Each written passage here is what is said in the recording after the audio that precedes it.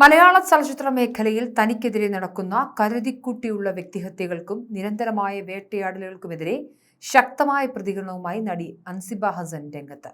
Cinema രംഗത്തു നിന്നും social മീഡിയയിലൂടെയും നേരിടേണ്ടി വന്ന കടുത്ത സൈബർ ആക്രമണങ്ങൾക്കും അധിക്ഷേപങ്ങൾക്കുമെതിരെ കൊച്ചി പാലാരിവട്ടം പോലീസ് സ്റ്റേഷനിൽ നടി ഔദ്യോഗികമായി പരാതി നൽകി.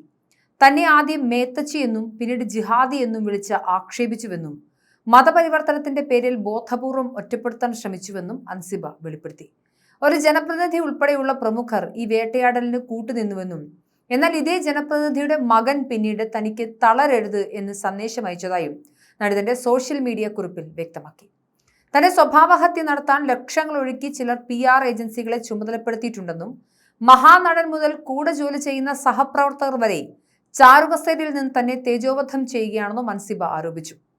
ഒടുവിൽ തന്റെ രണ്ടാനച്ഛന്റെ പേര് വരെ ഇതിലേക്ക് വലിച്ചിഴച്ചുവെന്നും 4 സഹോദരങ്ങളുള്ള ഒരു കുടുംബമാണ് തന്റേതെന്ന പരിഗണന പോലും അക്രമികൾ കാണിച്ചില്ലെന്നും നടി വികാരഭരിതയെ കുറിച്ചു. ജീവൻ തന്നെ അപകടത്തിലാണെന്ന് ബോധ്യമുണ്ടായിട്ടും രാജ്യത്തിന്റെ നിയമവ്യവസ്ഥയിൽ വിശ്വസിച്ച് പൊരുതാൻ തന്നെയാണ് തീരുമാനമെന്നും അൻസിബ വ്യക്തമാക്കി. സ്ത്രീത്വത്തെ അപമാനിച്ചുവെന്ന് ചൂണ്ടിക്കാട്ടി നടി ലക്ഷ്മി പ്രിയ, ശ്വേത മേനോൻ, കാൻ ചാനൽ മീഡിയ ഉടമ സുകുമാർ എന്നിവർക്കെതിരെയാണ് അൻസിബ പ്രധാനമായും പോലീസിൽ പരാതി നൽകിയിട്ടുള്ളത്. കാൻ ചാനൽ മീഡിയ എന്ന ഇൻസ്റ്റഗ്രാം പേജിലൂടെ തനിക്കെതിരെ അശ്ലീല വീഡിയോ പ്രചരിപ്പിച്ചുവെന്നാണ് പരാതിയിലെ പ്രധാന ആരോപണം. ഇതിനിടെ താരസംഘടനയായ അമ്മയുടെ ഉള്ളിൽ അൻസിബ ഹസനും നടൻ ടിനി ടോമും തമ്മിൽ നിലനിൽക്കുന്ന തർക്കങ്ങൾ പരിഹരിക്കാൻ നടത്തിയ ഒത്തുതീർപ്പ് ചർച്ചകൾ പൂർണ്ണമായും പരാജയപ്പെട്ടു എന്ന വാർത്തകളും വരുന്നുണ്ട്. അമ്മ അഡ്ഹോക് കമ്മിറ്റി കൺവീനറായ രമേശ് പിഷാരടിയുടെ മധ്യസ്ഥതയിലാണ് ഇരു വിഭാഗവുമായി ചർച്ച നടത്തിയത്. എന്നാൽ ഇത്തരം പരാതികളുമായി ഇനി മേലിൽ വരില്ലെന്ന് അൻസിബ എഴുതി നൽകണമെന്നും പരാതിക്കാരിയായ അൻസിബ തന്നെ ഖേദം പ്രകടിപ്പിക്കണമെന്നും ടിനി ടോം നിലപാടെടുത്തതോടെ ചർച്ചകൾ വഴിമുട്ടി. താൻ ഇരയാക്കപ്പെട്ട സംഭവത്തിൽ താൻ തന്നെ ഖേദം പ്രകടിപ്പിക്കണമെന്ന ആവശ്യം കേട്ടുകേൾവിയില്ലാത്തതാണെന്നും അതിനാൽ സുപ്രീം കോടതി വരെ പോകേണ്ടി വന്നാലും നിയമ നടപടികളുമായി മുന്നോട്ടു പോകുമെന്നും അൻസിബ വ്യക്തമാക്കി. ടിനി ടോമുമായുള്ള വിഷയം ഒത്തുതീർപ്പാക്കാൻ സജീവമായി ഇടപെട്ട അമ്മ സംഘടന ലക്ഷ്മിപ്രിയക്കെതിരെയുള്ള അൻസിബയുടെ പരാതിയിൽ ഇതുവരെ യാതൊരു നിലപാടും സ്വീകരിക്കാതെ മൗനം തുടരുകയാണ്. ഇതേസമയം മുൻ എക്സിക്യൂട്ടീവ് അംഗവും നടിയുമായ നീന കുറുപ്പ് ടിനി ടോമിനെതിരെ നൽകിയ മറ്റൊരു പരാതിയിലും അഡ്ഹോക് കമ്മിറ്റിക്ക് വരും ദിവസങ്ങളിൽ നിലപാട് വ്യക്തമാക്കേണ്ടി വരും.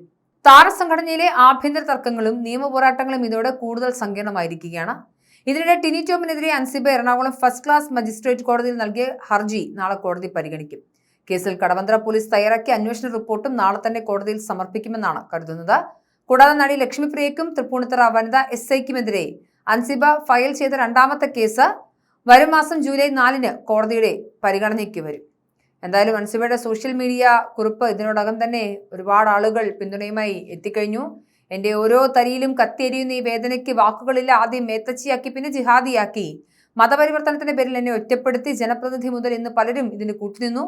പക്ഷെ അതെല്ലാം കഴിഞ്ഞ ജനപ്രതിനിധിയുടെ മകൻ എനിക്ക് അയച്ച സന്ദേശം മാത്രം ബാക്കി.